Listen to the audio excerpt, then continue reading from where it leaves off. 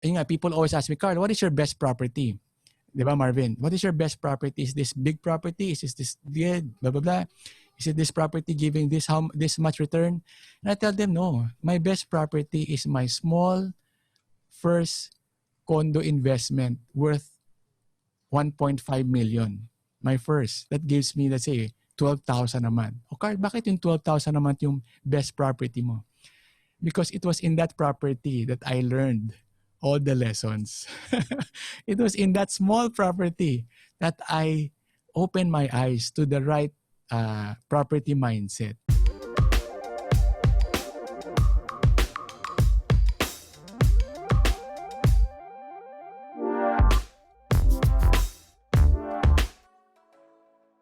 Marv, one of our best stories na investment was a property in BGC in Burgos Circle for 2.5 million. Yeah, 2.5 million bought during 07-08. Rented out for 10 years at 30,000 a month or 300 plus thousand a year. Ganda ng returns, di ba? And eventually sold last year for 6.5 million. Nung January ba, did it change any of the prices in that particular area, or it still remained stable? Meron bang lumapit sa'yo na, Carl, magbibenta na ako dito, or walang lumapit at all? Most of them, sold, and I think I'm gonna be okay here. You know, behind every property is a human being. And that human being, just like you and me, will have our own set of emotions. Diba? And we are all different. It depends on where we are in our journey, diba? So yes, definitely there are people who, well, we have a property in Tagaytay, so we can relate, no? When Tagaytay erupted, talagang we as a family agreed na okay, hold na to. There will be not much movement because yun nga, there's fear, there's uncertainty. So we accepted the reality na this will be a hold for now. Are we gonna sell the property? Not really, because you know, I mean, you have to think. Kasi ito guys, to all the viewers of Marvin, if you sell a property, you have to think 2 steps ahead. What are you gonna buy after you sell, di ba?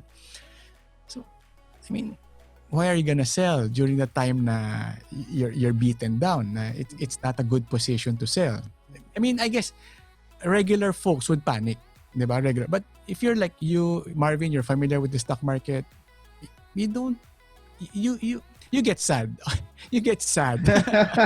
You get sad, definitely. You get affected. You're financially affected. Some on paper, not reality, not in your life. Diba? Parang, you see, Marv, how we're able to separate yung mga problems. Diba? Some are financial problems, some are paper problems, paper loss, some are tenant problems, some are market demand problems, maraming klaseng problems. So the better you are to categorize it, put it in a framework, the easier for you to move forward. So when Tagaytay erupted, definitely it was a halt. Our tenant, who was a restaurant, shut down. Our income stopped, definitely. But fast forward today, did you see the news the other day? Traffic going to Tagaytay. Funny story, di ba? I challenge you, go to Google, go to Yahoo News, check out yung mga Instagram posts, #Tagaytay. It's traffic na naman. And business is slowly getting back. So, really interesting story how human behavior works, no, Marvin? And at the end of the day, if you want to be good in forecasting investments, study humans. Got it. Galing. It's movements, So what's interesting there is talagang if I guess number one, when you buy something, dapat buo loob mo na may plano ka. You have also parang set parameters. Okay, kahit anong mangyari, we're just gonna we're gonna stick to our plan no matter what. And I guess it's also good for people to diversify din na if not everything is may level ako of cash, I won't feel uneasy na kailangan ko magmadali. And I like what you said. Dati pa lang mo nasasabi, real estate is all about you buy and you just hold and you just let time make it grow for you. That's why you make all the money, Carl. No, I agree with you, Marvin. You know, if you play the markets, maybe you have a different personality.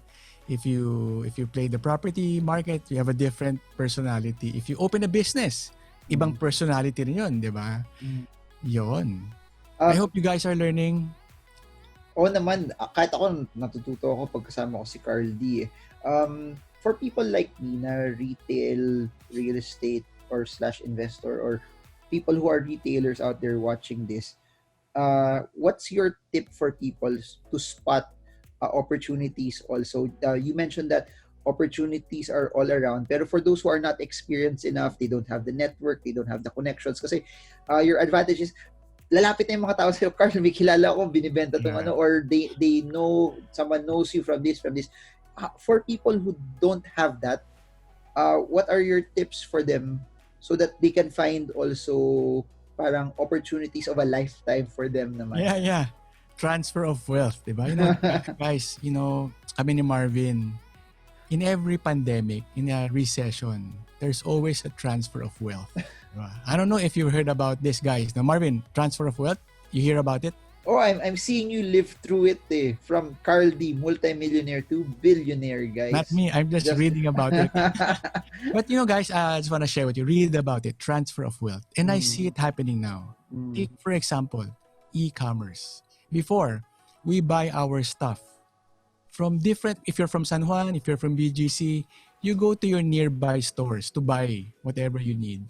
But now, we all go to Lazada, Shopee, and whoever is behind those stores, who is actively working on their e-commerce business, nafa-funnel lahat dun sa isang store na yun. And that's a transfer of wealth for you.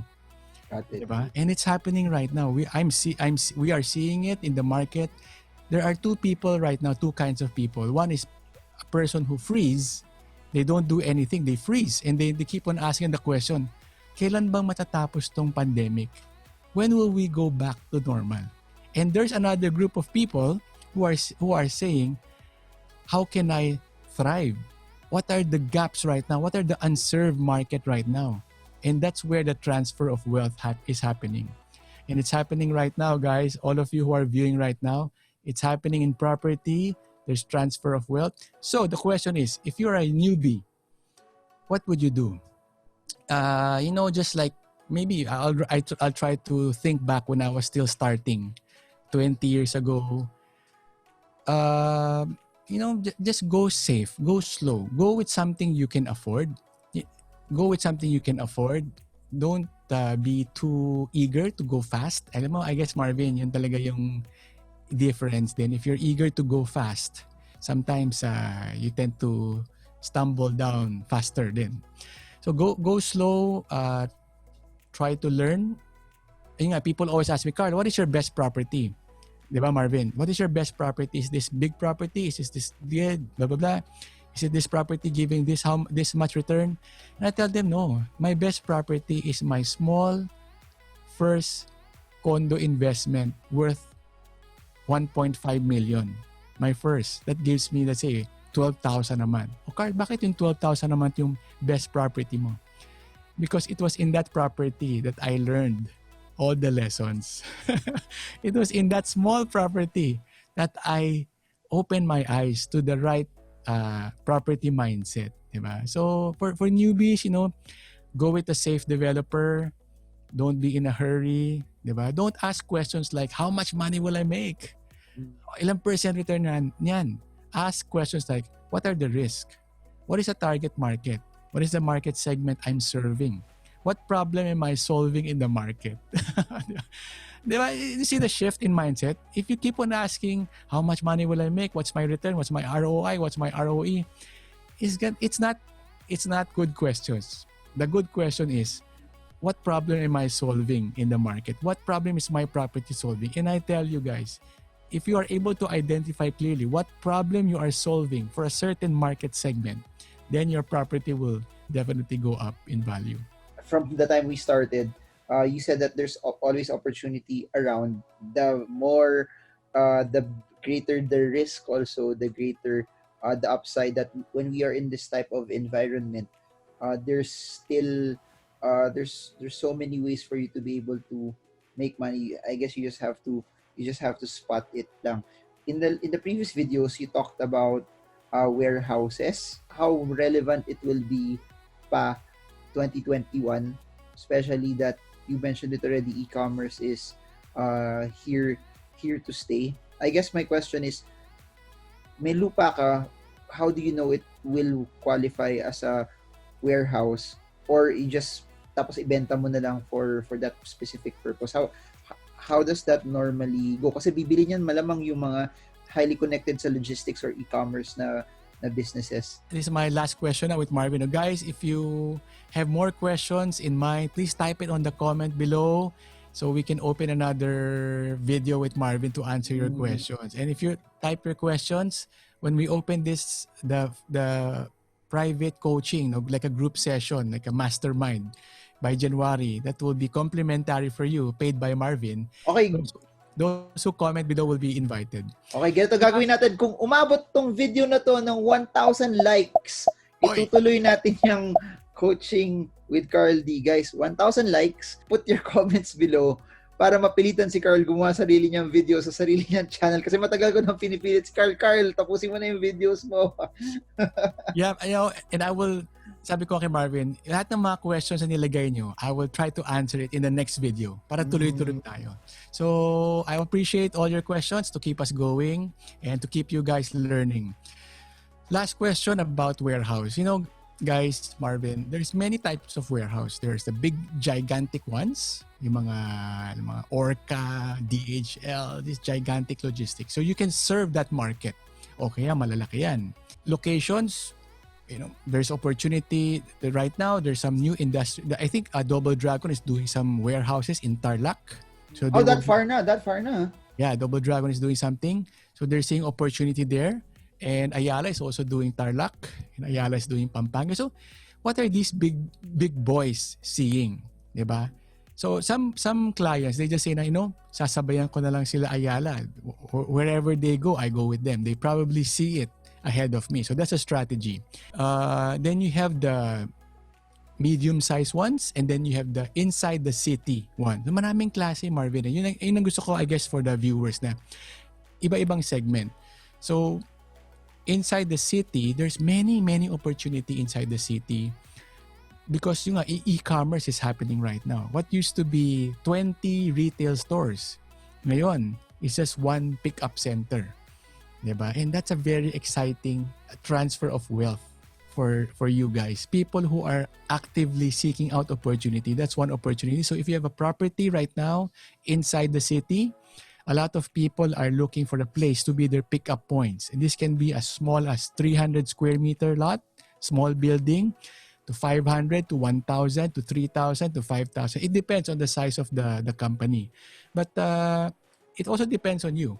Kung yung afford mo is, let's say, maliit lang, then don't worry, you have a market for you. If you afford mo yung medyo malaki, you have a market for you. So, very exciting, these e-commerce companies. And just go to Lazada, try to look what's the top right now, and that will be your market segment. So, 3 kinds of warehouse inside the city for pickup, then medyo outside, and then the gigantic ones outside. Yung talagang big storage, like Amazon-type centers. And I guess lastly, there's also the cold storage. There's also opportunity there. It's a very niche market. And sa mga fishing, sa mga pagkain, sa mga meat, big opportunity there. There's a lot of listed companies that you have exposure with, from Robinsons to Mega World to Rockwell to Ayala to Century, etc. Do you see it already picking up? And as a stock market investor, more sales kasi coming from that end will go to the mother company, and the mother company does well, the stock will also do well also. How far are we from 2019 levels? And parang from what you see on a day-to-day basis, you think by 2021, mas full scale na yan, mas malaking chance na we're back to 2019 again, parang ganun. These shared property-based company, they're probably into 3 markets. Number 1, the property sales. Number 2, their what do you call it? Their cash flow, their rentals, recurring income. Number 3 will be, I guess, their tourism business, the hotels, the expo, the ano. So it will be 3 markets. I think property sales is not back to 2018, 2017 level. It's not zero, but it's not back to that high. Recurring income, I'm not sure if they're affected with leases cutting, but it's probably affected negatively. Maybe not too big, but it's affected negatively. So property sales is affected, rental is affected, tourism definitely is affected, except if they have pivot to serve the quarantine market. No, so it's not zero, it's pivoting. What am I seeing? What are we seeing, Marvin? All three segments beaten down. That's where we come in, because we know na it starts to bounce back. You are riding the upswing. Yun yung nakikita ko, Marvin. More than asking when will it go back, is it at that level? It's not at that level. But it's in a level wherein there is opportunity. Marv, no? Just keep watching Marvin Guillermo's video. Very insightful. And Marvin has guests that really has, kumbaga, straight from the source information, which I like. Got it. Marami tayong magkukuha sa video si Marvin. Okay, final words, Carl, for patapos na yung taon. Naalala ko pa last year nag-video tayo sa Shangri-La, tapos meron ka pang end of the year message for people. So since wala tayong ganun ngayon, eto na yun. What's your end of the year message? Parang last year was so optimistic, looking forward to 2020. Ngayon, what can you leave with them as someone who's virtually unaffected, earned more in the midst of the pandemic? We're affected. We're affected, definitely. But you know what, Marv? We're financially affected, diba? But you see the good in everything. Diba? You see the good. Really God has put us in this situation wherein, we've been praying na sana, Lord, bigyan mo naman ako ng pahinga from my hectic life. And now, God gave you rest more than what you asked for. I mean, God, Lord, sana marami akong pwedeng makausap na hindi ko na kailangang umalis ng bahay. There you go. Lord, please give me access to those expensive seminars in the US na dati you need to spend hundreds of thousands to go. Now it's there. $100, $200, di ba?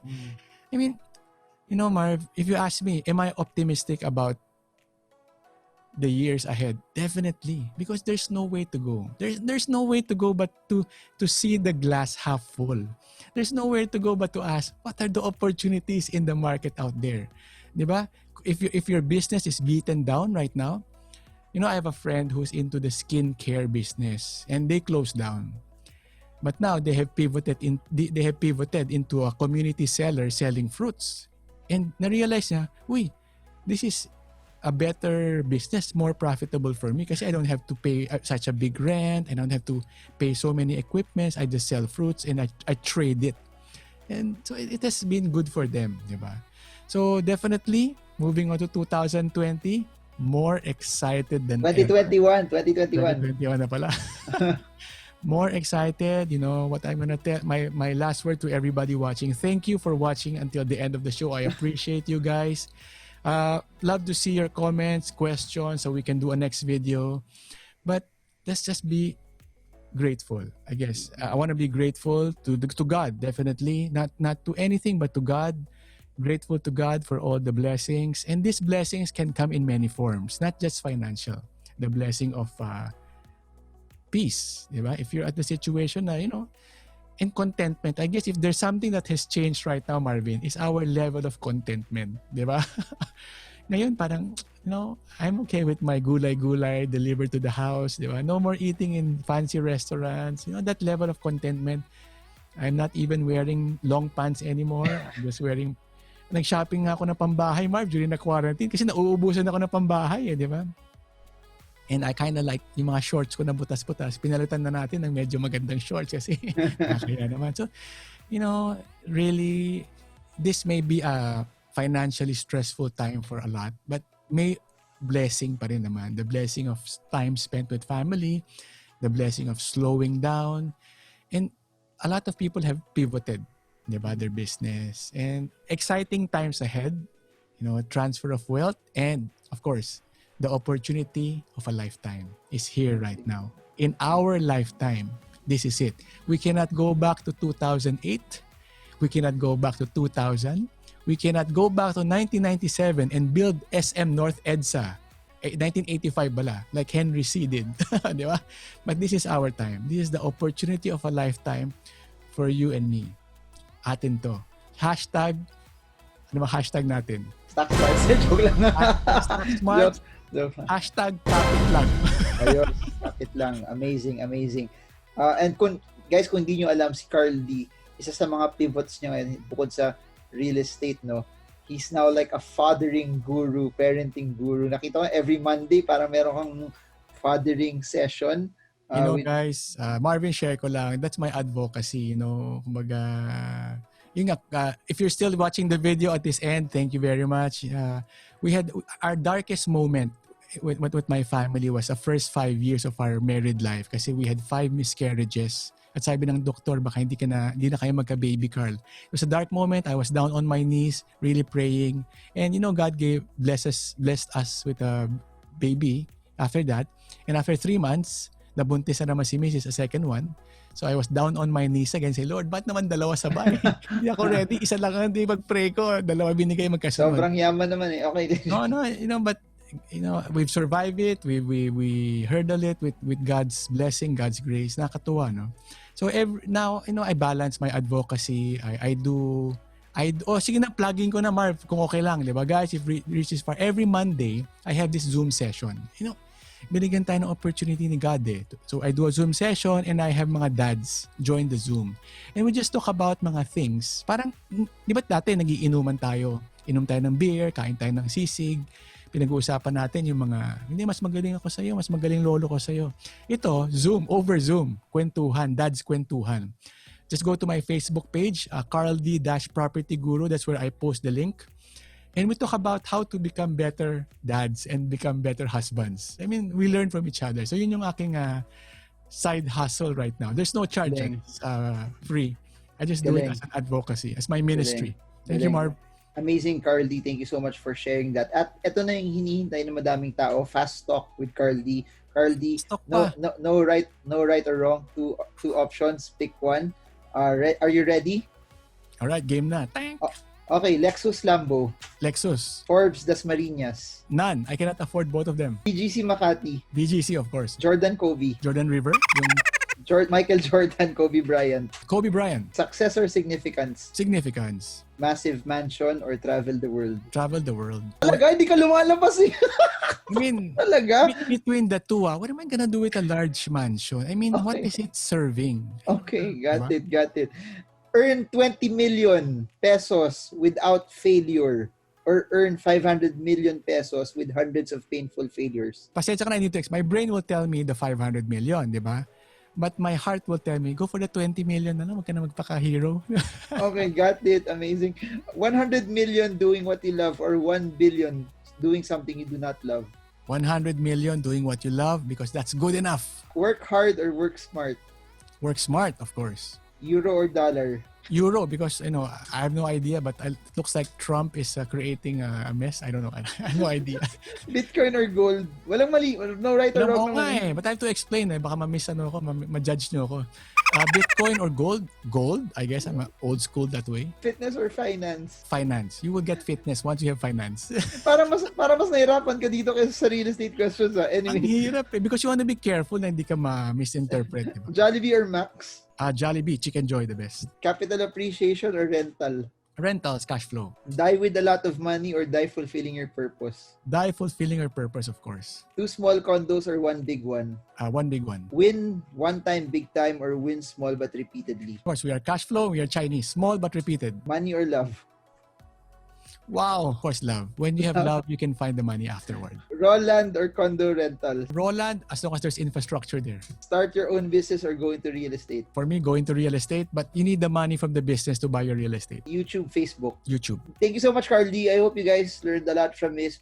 Isa lang naman request ni Carl D. Actually, dalawa lang. Number 1 is you press the like button for the YouTube algorithm. And then, comment lang kayo ng comment. Kahit anong comment nyo, basta comment lang kayo kahit Algo or Carl D, Pogi ni Carl D. Basta keep on commenting.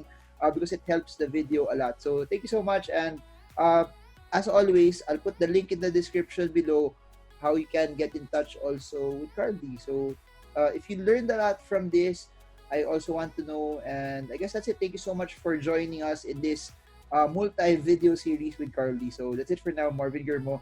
I hope this video helps you trade well, trade strong, trade smart. See you all again soon, guys, and God bless you all.